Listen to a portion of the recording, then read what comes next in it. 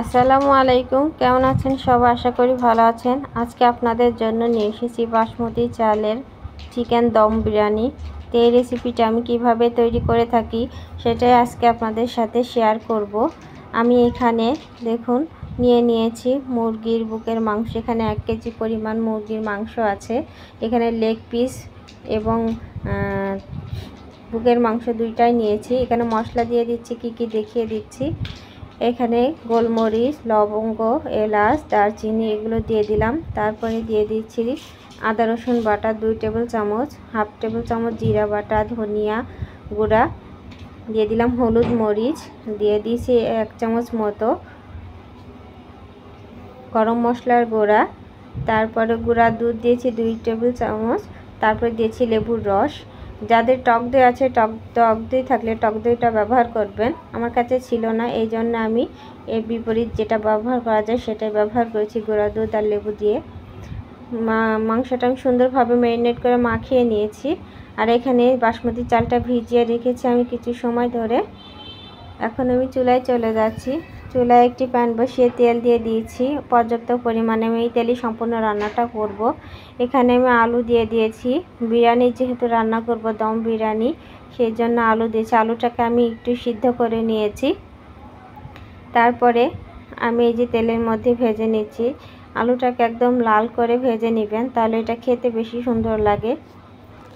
দেখুন আমি কীরকম কালার করে ভেজে নিয়েছি, লালচে করে। এবার আমি পেঁয়াজ বেরেস্তা, ওই তেলের মধ্যেই পেঁয়াজ বেরেস্তাটা করে নিচ্ছি। পেঁয়াজ কুচিগুলোকে দিয়ে এবার নাড়াচাড়া করে আমি বেরেস্তা হয়ে আসা পর্যন্ত ভেজে নিচ্ছি। দেখুন বেরেস্তাটা আমার হয়ে এসছে। আমি কেমন কালারটা রেখেছি, এর থেকে আর বেশি লালচে করবে না, তাহলে কালারটা নষ্ট হয়ে যায়, তিতা হয়ে যায় কালারটা। এর রান্নার সময় কালারটা চেঞ্জ হয়ে কালচে হয়ে আসে, এরকম রাখবেন, তাহলে কালারটা ঠিক থাকবে। তারপর ওই তেলের মধ্যে আমি দিয়ে দিয়েছি মুরগির মাংসগুলো, যে ম্যারিনেট করে রেখেছিলাম সেই মুরগির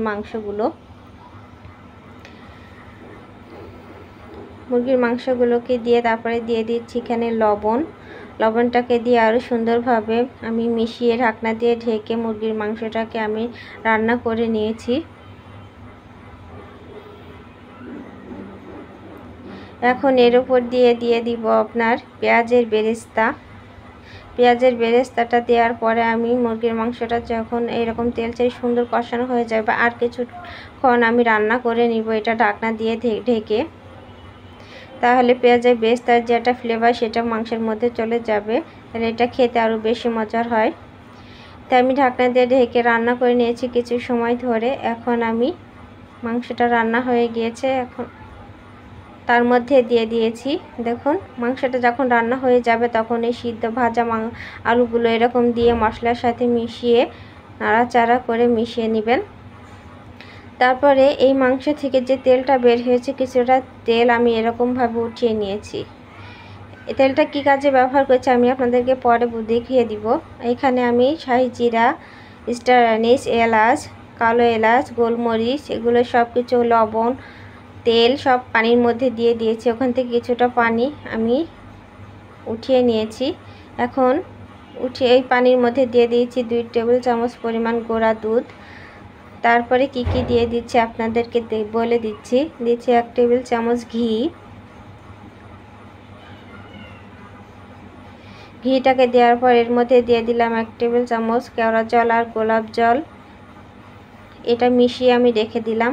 আমি চালটা যে দিয়ে দিয়েছিলাম, চালটা এখন ঢাকনা খুলে দেখে নিচ্ছি। চালটা আমার হয়ে গিয়েছে। আমি ছাকনাতে একটা স্ট্যানারে আমি ঢেলে নিয়েছি, পানিটা সেকে নিয়েছি। আমি যে তেলটা উঠিয়ে রেখেছিলাম এই তেলটা আমি এখন এই হাঁড়ির নিচে দিয়ে দিচ্ছি। আমি যে ভাতের ম্যারিনেটটা করব, এখন এইটা যদি আপনারা নিচে দেন তাহলে আর ভাতটা পুড়ে যাওয়া বা লেগে যাওয়ার কোনো সম্ভাবনা থাকে না। আমি যে ভাতটা করে নিয়েছি তার থেকে অর্ধেকটা ভাত আমি প্রথমে এরকম হাঁড়ির মধ্যে দিয়ে দিচ্ছি।